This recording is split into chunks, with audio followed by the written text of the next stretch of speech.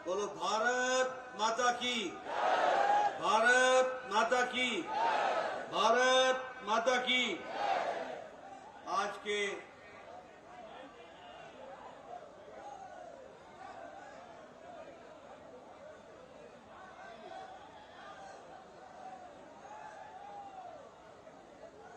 के इस कार्यक्रम में मंच पर उपस्थित हमारे निषाद पार्टी के राष्ट्रीय अध्यक्ष श्री संजय निषाद जी,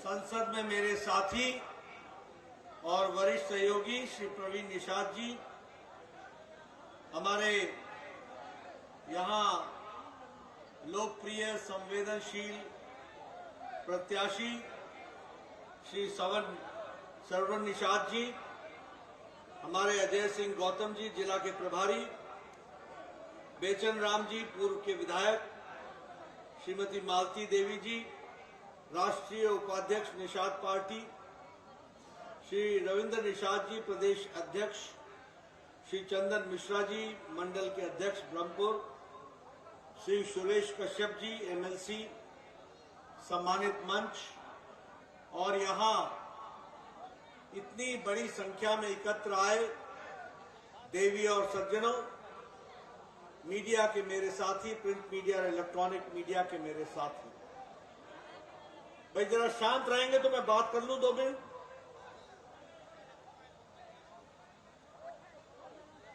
मुझे आज यहां चौरी चौरा में इस ऐतिहासिक नगरी में आने का सौभाग्य मिला है और मैं श्रवण जी के लिए भारतीय जनता पार्टी के तरफ से आपसे वोट मांगने के लिए, समर्थन मांगने के लिए, आशीर्वाद मांगने के लिए आया हूं। वैसे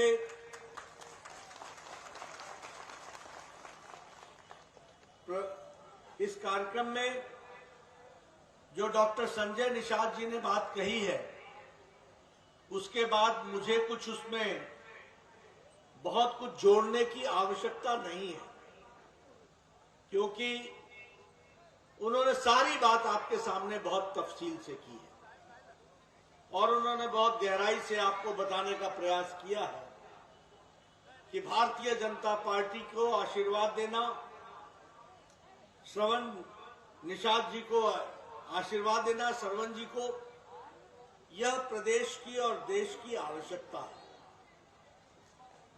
जब हम इनको वोट मांग रहे हैं तो मैं सिर्फ इनको विधायक बनाने के लिए वोट नहीं मांग रहा, मैं सिर्फ विधायक के माध्यम से इस इलाके को विकास के लिए वोट नहीं मांग रहा, बल्कि इनके माध्यम से योगी जी के हाथ मजबूत हो और मोदी जी के द्वारा चलाए गए जनता के काम को मुहर लगे, इसलिए मैं वोट मांगने आया हूं।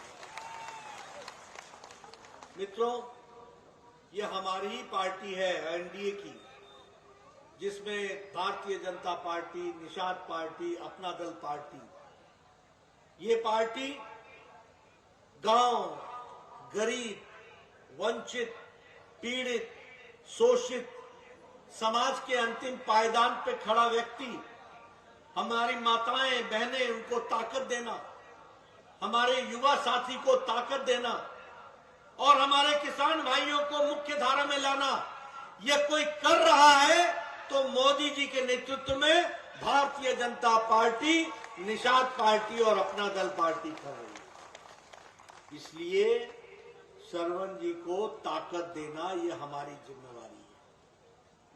आप बताइए, इतने सालों से लोगों ने राज किया, कभी सोचा था कि गरीब आदमी को सीधे उसके खाते में पैसा पहुंचना चाहिए?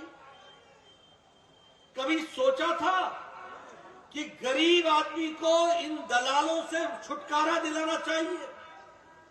कभी किसी ने सोचा था कि सरकार का पैसा मोदी जी जो भेजते हैं वो बिना बिचौलिए के सीधे माताओं के खाते में जाना चाहिए, किसानों के खाते में जाना चाहिए?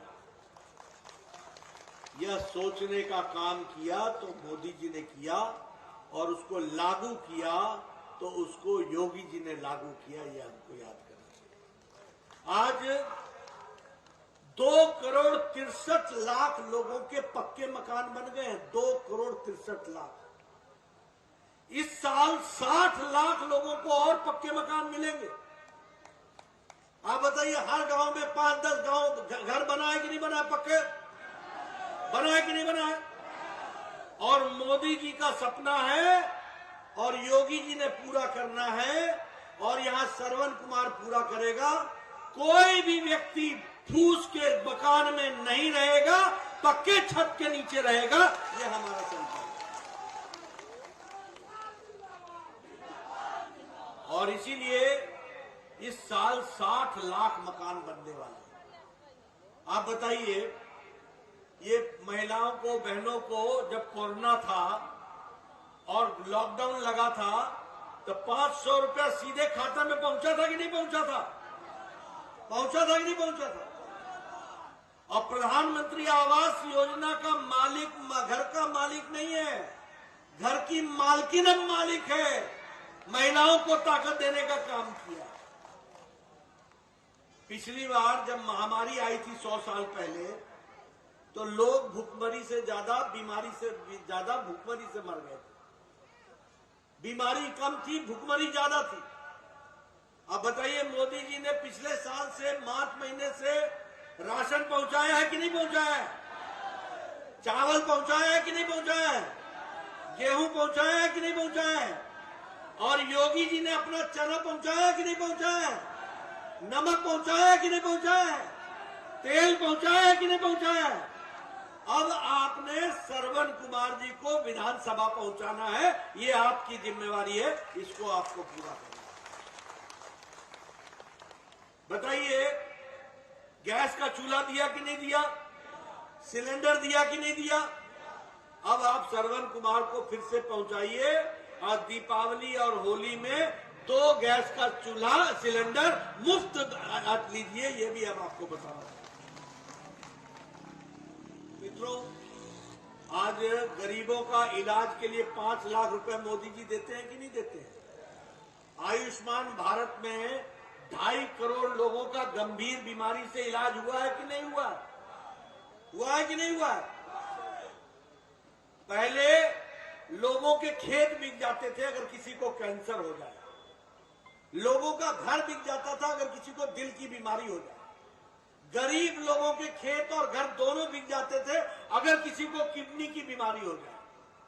आज मोदी जी ने 50 करोड़ जनता के लिए हर साल गंभीर बीमारी के इलाज के लिए 5 लाख रुपए का इंतजाम किया है, हर 50 करोड़ लोगों को,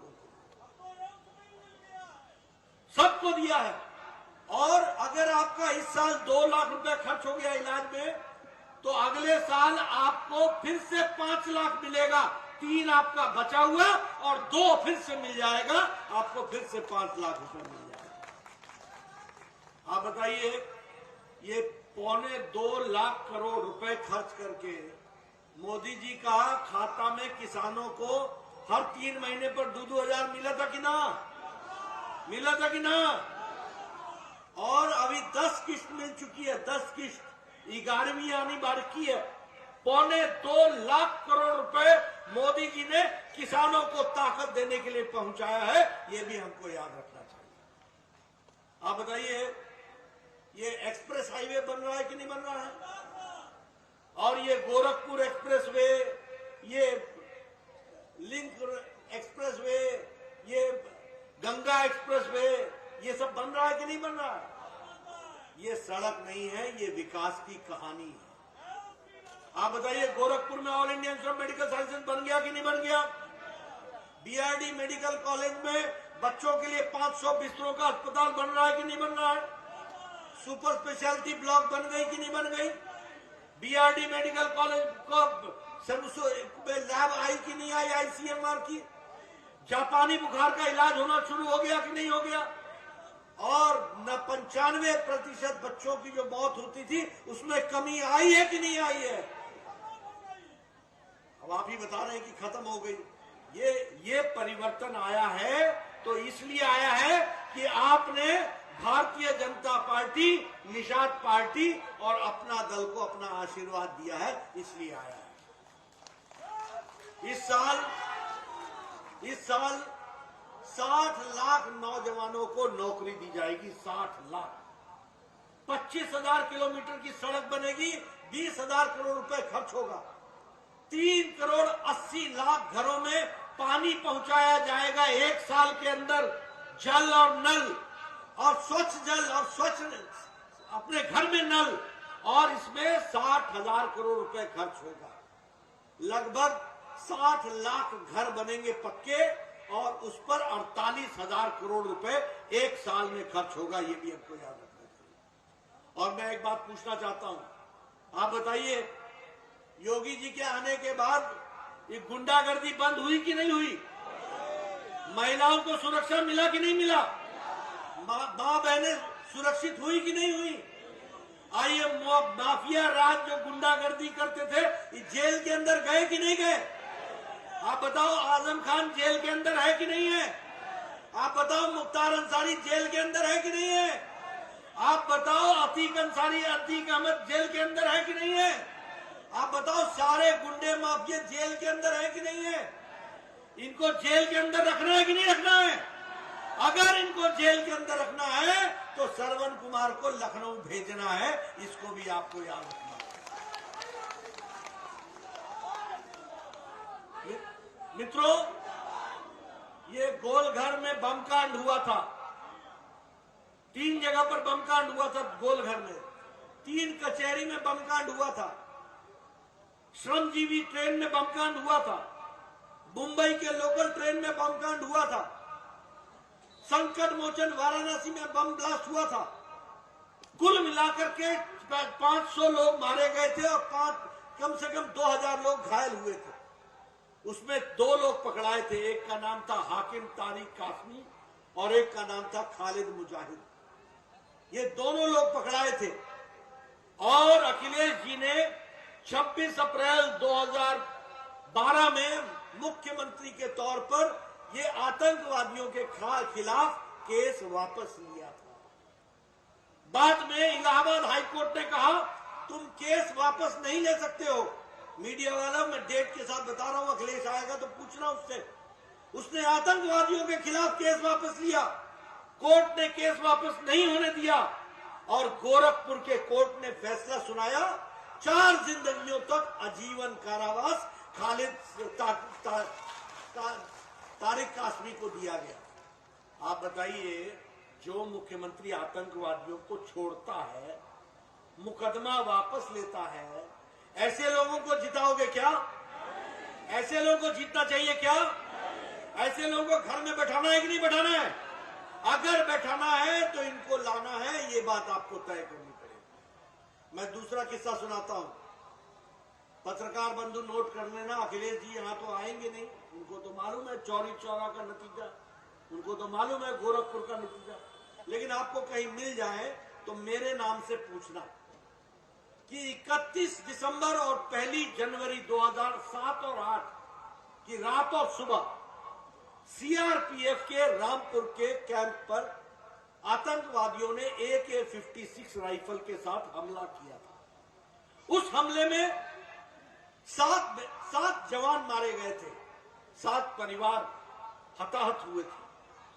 7 परिवार। आप बताइए, उसमें एक पकड़ाया गया व्यक्ति जिसका नाम था शहाबुद्दीन, वो बिहार का रहने वाला था। वो हरकत उल अल जमाती इस्लामी, इसका वो सदस्य था और इंडियन मुजाहिदीन का कमांडर इन चीफ था। उसको पकड़ा यूपी के स्पेशल टास्क फोर्स ने और एनआईए ने। उसको पकड़ने के बाद जब पूछताछ हुई तो 7 लोग पकड़ाए थे और 7 लोगों पर मुकदमा चल रहा था। अखिलेश जी ने 26 अप्रैल 2012 को ये मुकदमा वापस लिया। इलाहाबाद हाईकोर्ट ने कहा तुम मुकदमा वापस नहीं ले सकते हो बतौर मुख्यमंत्री, और उन्होंने लिखा था कि सामाजिक सौहार्द के लिए मैं मुकदमा वापस ले रहा हूं। यानी आतंकवादियों को बिरयानी खिलाना, इनको मदद करना, ये सामाजिक सौहार्द है क्या? इलाहाबाद हाई कोर्ट ने कहा तुम मुकदमा वापस नहीं ले सकते हो। मुकदमा चला, 4 लोगों को सजाए मौत हुई और 3 लोगों को आजीवन कारावास हुआ। आप बताइए, ऐसे अखिलेश जी मुख्यमंत्री जो शपथ लेते हैं कि संविधान की रक्षा करेंगे और रक्षा वो आतंकवादियों की करते हैं, ऐसे लोगों को आगे लाना है क्या? ऐसे लोग चाहिए क्या? ऐसे लोगों को अगर घर बैठाना है तो श्रवण कुमार को लाना है और कमल का बटन दबाना है, इसको हमको समझना है। मित्रों, अहमदाबाद कोर्ट का फैसला आया है। अहमदाबाद में बम ब्लास्ट हुआ था 2007 में।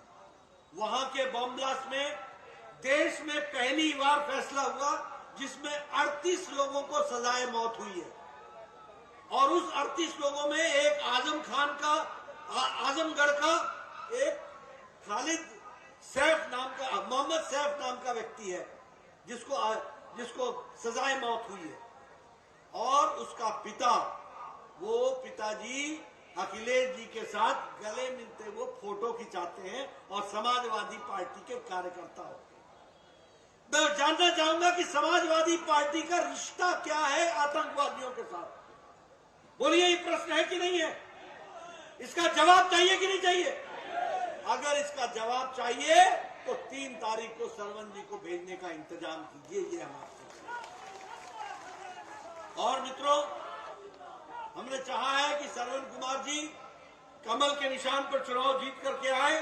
इनको आप आगे बढ़ाइए, मजबूती आप प्रदान करेंगे, आगे मजबूती से ये इलाके का विकास करेंगे, ये आपको हम विश्वास दिलाते हैं। मैं आपका ज्यादा समय नहीं लूंगा, मुझे आने में देर हुई, आप सब लोग इंतजार कर रहे थे। सब लोगों ने निशांत जी की बात पूरी सुनी है और उसी बात की तायद करने के लिए मैं आया हूं। शांति के लिए, विकास के लिए, गरीब की चिंता के लिए, आम आदमी के आंसुओं को पोंछने के लिए, उनको ताकत देने के लिए रास्ता एक है, वो रास्ता है कमल, कमल और कमल। और उसके साथ साथ भरी हुई थाली और उसके साथ साथ कप प्लेट, इसको संभाल करके रखिए। यही उत्तर प्रदेश के विकास का रास्ता है। आपने मेरी बात सुनी, आपका बहुत बहुत धन्यवाद। जय भारत, जय उत्तर प्रदेश। जोरदार तालियों की गड़गड़ाहट से स्वागत किया। JP Nadda Sanjay Nishad, JP Nadda Sanjay Nishad. कार्यक्रम को आगे बढ़ाते हुए मैं